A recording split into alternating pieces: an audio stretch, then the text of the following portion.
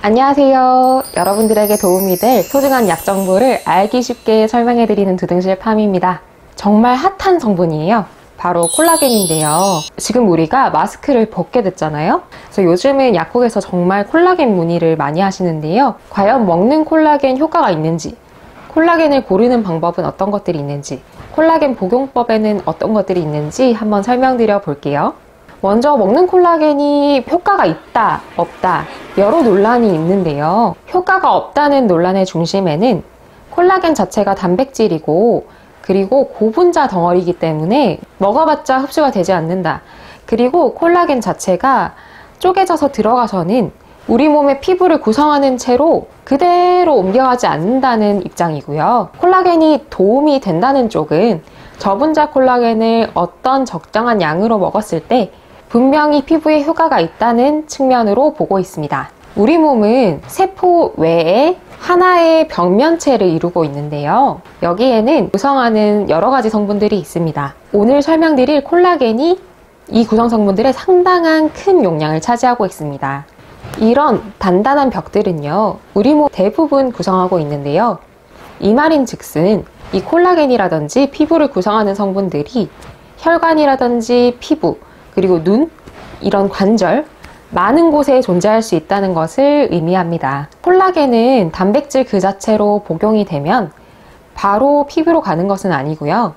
트리펩타이드, 디펩타이드와 같은 잘게 쪼개져서 활용을 하게 되는데요. 물론 이것이 단백질을 잘게 쪼개서 활용하는 것이기 때문에 내 몸의 소화 능력에 따라서 복용하면서 느끼시는 체감적인 만족도가 다를 수 있습니다. 콜라겐은 필수적으로 추천드리는 성분은 사실 아닙니다. 여러분들이 콜라겐을 복용하실지 말지를 고민하실 때 이런 말씀을 저는 항상 드리곤 하는데요. 그럼에도 결론적으로 저와 그리고 여러 약사님들은 콜라겐을 복용하고 있습니다. 실질적으로 수분을 잃은 피부, 수분을 많이 잃은 건조한 피부에 꾸준히 복용을 했을 때 효과를 보신 분들이 많아요. 물론 콜라겐은 몸속에 들어가서 무조건적으로 피부를 좋게 하는 방향으로 흘러가진 않지만 우리 몸에 작게 쪼개져서 들여보내줄 수 있는 식품이나 건강기능식품으로 섭취할 수 있다는 점에서 의미가 있다고 생각합니다. 이제는 콜라겐이 도움이 되냐 안 되느냐의 문제가 아니고 어떤 콜라겐을 골라야 하는지 궁금하실 텐데요. 일반적으로 건강기능식품이나 식품으로 분류되고 있습니다. 식약처에 의해서 이 기능성을 인증받은 제품들은 건강기능식품으로 분류가 되어 있고요. 그렇지 않은 제품들은 식품으로 분류가 되어 있는데 무조건 식품이라고 덜 좋은 것이 아니고요. 물론 건강기능식품으로 인정받은 제품들은 식약처에 검증을 한번 거쳤기 때문에 믿을 만한 제품일 수 있다는 점에서 의미가 있는데요. 근데 식품으로 분류된 제품들 중에서도 제조사가 어딘지에 따라서 좋은 제품일 수도 있고 질이 떨어지는 제품일 수도 있습니다. 이제 콜라겐을 얼마나 그리고 어떤 제품을 먹어야 되는지 한 번쯤은 들어보셨을 거예요. 저분자 제품을 선택하셔야 합니다. 고분자 제품을 드신다면 우리가 피부가 좋으려고 돼지 비계를 먹는 것과 다를 바가 없습니다. 그래서 이미 잘게 쪼개져서 제품으로 많이 나와 있는데요. 이미 저분자라는 것은 공식으로 되어 있어서 거의 대부분의 많은 제품들이 저분자로 제품을 출시하고 있습니다.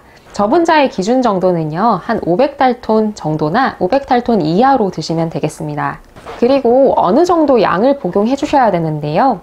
여러분들이 시중에 많이 판매하고 있는 제품들을 구매하실 때 제가 살펴보니까 저분자라는 것은 잘 살펴보시는데 생각보다 얼마나 내가 먹고 있는지에 대한 용량에 대한 생각은 많이 안 하시더라고요. 사실 용량도 굉장히 중요합니다. 유의미한 용량은 2500mg 이상이라고 보고 있는데요. 저의 주변 약사님들은 7000mg까지도 복용하시는 경우가 있습니다. 제가 먹고 있는 제품의 경우는 3000mg 정도인데요. 적어도 하루에 콜라겐 복용량을 3000mg 정도는 설정해 주시는 것이 좋습니다. 그렇다면 이 콜라겐 언제 먹어야 되는지 굉장히 궁금하실 건데요. 물론 단백질이기 때문에 소화효소가 굉장히 많이 나오는 식후에 복용해 주시면 좋긴 합니다. 하루 중 어느 때나 복용할 수 있다는 것이 장점이니까요. 꾸준히 잘 챙겨 드실 수 있도록 해보시면 좋겠습니다. 콜라겐 제품을 드시면서 함께 복용하시면 좋을 성분들도 있습니다. 예를 들면 MSM, 글루타치온, 비타민C, 철분, 피크노제놀과 같은 성분이 있는데요.